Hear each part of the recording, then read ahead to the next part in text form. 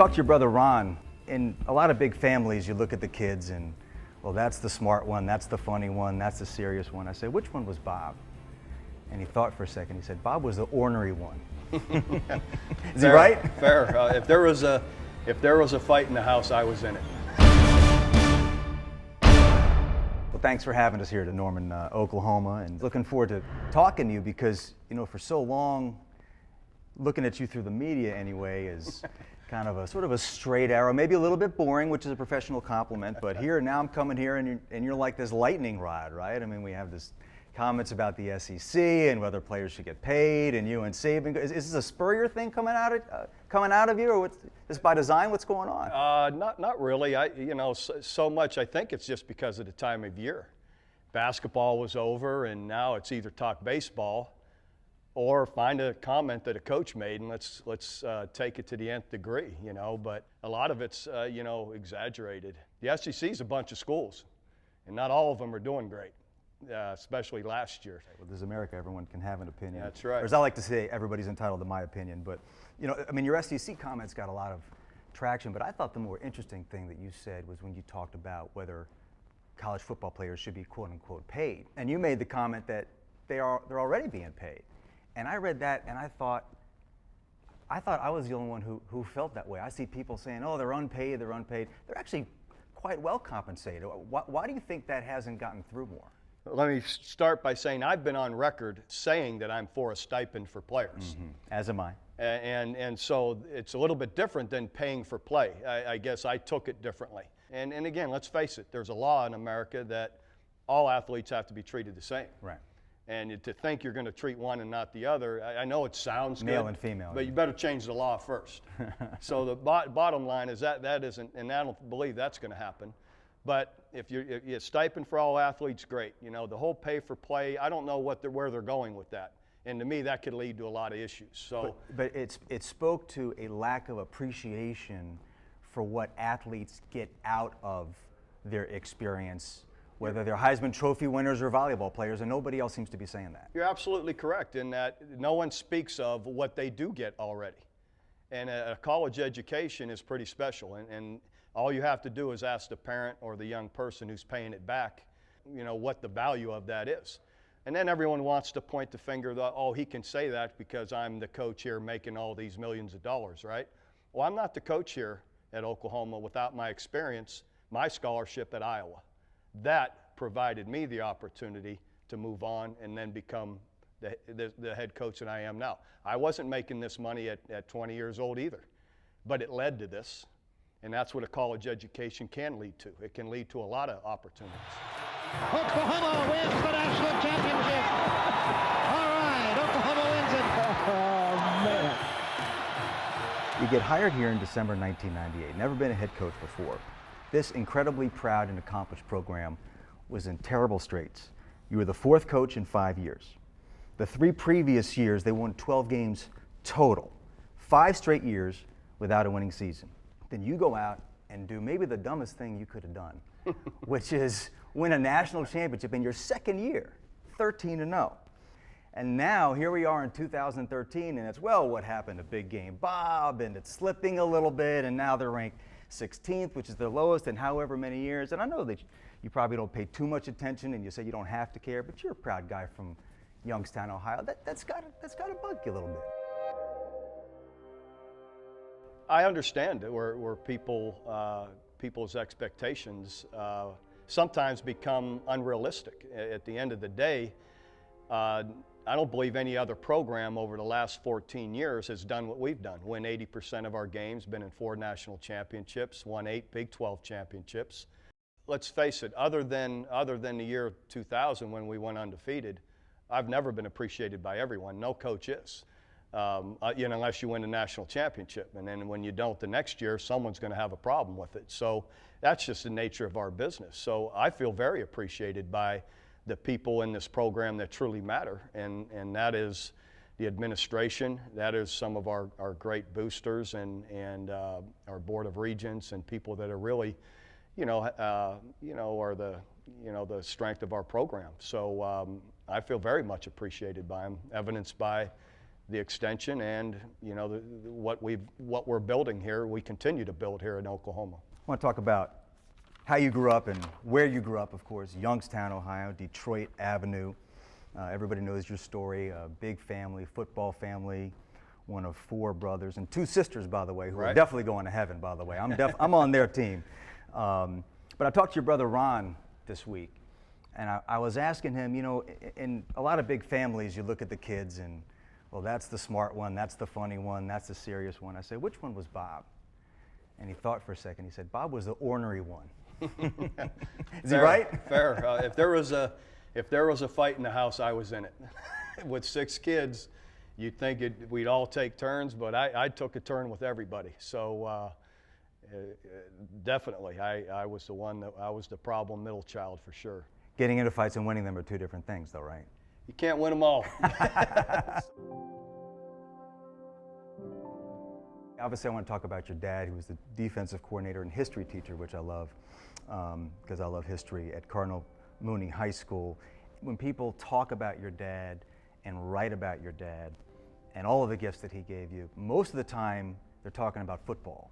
But I sense, Bob, that pales in comparison to the example that he said about the importance of balance between family and work, that you can be a great football coach and you can be home for dinner, and you can turn down bigger jobs for more money and still be considered a success in life. Is that fair to No say? question. He was so much more.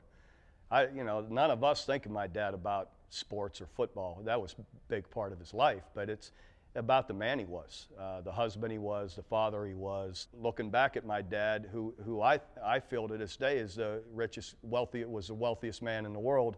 He had everything he wanted and didn't have money, but it didn't matter. And my solace has always been, I know how little I need. I've always said, you take this from me right now, I'd be fine, because I didn't grow up with it. And take the guy to Youngstown, but you can't take the Youngstown out of exactly. You can't take the Youngstown out of the guy. It's in there for good, and we know how to have a great life with very little. I mentioned that I talked to your brother, and I try to imagine. I mean, your father, again, the story's been written many times. Died of a sudden heart attack. He was 54 years old. Somewhat poetically, basically on the sidelines of a football game. Here's how God works. It's on the sideline of a football game, playing my brother's team across the way. So all my family's there. So at least all my family that was in town got to see him as they were, putting him in the ambulance. I just try to imagine what that was like as a family to go through that. Yeah, you can't describe it. I mean, it's just, and we're not the only ones. People, these sudden deaths, tragedies, accidents, whether health or car or whatever, when someone's taken at such a young age, there's just no explaining it, and the devastation in your heart, there's no explaining it. Mm-hmm. I mean, Ron also mentioned what it's like now that you guys are sort of becoming the same age that he was when he passed, and how he's processed that. I'm very aware of it, that we're at that age. You realize how young he really was. You realize, truthfully, hurt more. I realize how young my mother was, to have to go through that. And even then my health issues. So I'm very aware of being checked. We don't have great genes when it comes to heart issues and cholesterol and certain medical things that I have to keep tabs on, and we just are very aware, that the next day isn't promised, tomorrow isn't promised, as they say. So enjoy what you're doing. Any temptations to coach in the NFL? Is that something that, whether or not you'd actually do it, is there an element of that kind of appeals to you, the challenge that would be? And is it just logical to assume that you'd be as good at that as you are coaching here? All situations are different. Whether I would or not, today, not right now, because of the age of my children and the positive experience this is with the administration I'm with. But everything changes in time. So I can't say that I never would. It's something that always you do think about to some degree. Well, I'll just have to see whenever the right time is, or if it ever is. If the situation's ever right, you just never know when that'll be. Cuts back, has the field to the 10, up the middle, the 5, into the end zone, touchdown Sooners. Your 9 wins from passing Barry Switzer as the all-time winningest coach in the history of this unbelievable program. What will it mean to you when that happens? It isn't something that I really think about. As everyone knows, Coach Switzer and I have a great relationship. So I don't know what it does, to be honest with you, because I'm. Means you're getting older. Yeah, there you go. First of all, it just means I've been here a long time and I'm getting older, and I feel fortunate though and blessed to have worked here with so many great players and assistant coaches, and again been supported by the same president and athletic director this whole time. That doesn't happen a lot in today's game. For all of us, same president David Bourne, same athletic director Joe Casiglio, and same head coach all together now going on 15 years. That's pretty uncommon. Mm-hmm. I mentioned earlier that you're ranked 16th in the preseason coaches poll, which is the lowest that you've been ranked since 2000, which, by the way, you were ranked 20th, as I'm sure you recall, and you ended up winning the title. So that shows what coaches and writers who vote in these polls. But at this stage, though, maybe a little bit more relaxing or fun or whatever the word you might use to go into a season with a little bit of lower expectations, a little bit further under the radar, and maybe exceed those as opposed to the other? Not at all. Meaning, because we're after the same things. So I don't feel any more. We don't want that to be what our accomplishment, and so we're going at it like we always have. You're not relaxed. Same match, and heck no. Kick back. There's nothing relaxed. It's only whatsoever. 16th. Yeah, no, that doesn't happen here. And our players, our coaches, we're focused on trying to do what we have been doing, and that is win, the conference first and hopefully put ourselves in a position to compete for a national championship. All right, let's end with a little speed round, okay? Quick questions, quick answers. You ready? Next year we go to a 4-team playoff for the college football championship. Would you like to see it go to 8? Not yet. Let's start here and see where it goes. The new targeting rules, mildly confusing, or is this a disaster in the making? It's necessary because we need to do all we can to protect the game and to protect the young people that we're working with. So we need to try, and it's a good step. Okay, your wife Carol is a big-time executive for Mary Kay. Is it accurate to say, Bob, that you know more about ladies' cosmetics than any other big-time football coach in America? Absolutely, there's no question. When I go to her functions, I'm known as Carol's wife, or Carol's husband. No, first answer, that was a Freudian slip. I'm known as Carol's husband, that's right, exactly. I think Carol's wife has a nice ring to it. Yeah. So give me a cosmetics tip. If I'm going to buy something for my wife, what should I? Foundation. Got to start there. All about the foundation. Okay, very good. I'll tell your husband that was a good answer. Last one.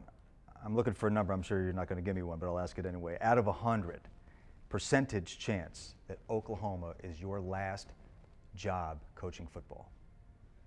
I don't know how to answer that because, as I said earlier, you just never know what the Lord brings you from year to year. So I don't know what that percentage would be. When you first came here in '98, did you think you'd be here this long? Not really, but I did know when I came here in '98, this isn't a stepping stone job, that I wouldn't be, when having success, jumping to a better one, because I feel this is the better one. And so I'd hoped I would be here a long time. You just don't know that you can be somewhere for 15 years, but it wasn't out of the question either. Well, listen, God willing, let's meet right here 15 years from now, do this again, okay? That'd be great. All right, Seth, thank you. Thanks a lot. Appreciate it. So you weren't boring? Huh? Yeah, no. I appreciate it. Heck, I get a bad rap that way. On the next episode of the Seth Davis Show, presented by Cadillac, Campus Insiders travels to Austin, Texas to chat with Longhorns head coach Mack Brown. You've also said I'm not going to be like Bobby Bowden and Joe Paterno and coach into my 70s and maybe my 80s. Is that statement still operable? I don't think so. You know, sometimes you make really stupid statements, and number one, who wouldn't want to be like Bobby Bowden and Joe Paterno? So I meant it as a compliment to them.